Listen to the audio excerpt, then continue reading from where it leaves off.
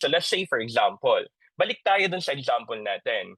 Meron kang revenue na 650,000. Ngayon, meron kang entertainment, amusement, or recreation expense worth 40,000. Okay, 40,000 yung EAR mo, pero yung revenue mo ay 650. So ang limit natin doon, since you are selling service, meaning professional services, 650,000 times 1%, 6,500 yan.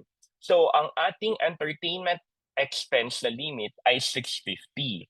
6,500 I should say, 650K times 1%. Pero yung actual expense mo ay, let's say, 30,000.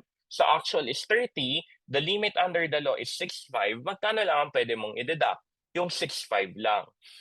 And eto yung kalimitan na nagkakaroon ng problema. Kasi akala natin, kapag meron yung expense natin, ide-deduct na lang natin siya ng buo. Hindi dapat. Kasi may mga expenses na may limit tulad ng EAR or entertainment, amusement, and recreation expense.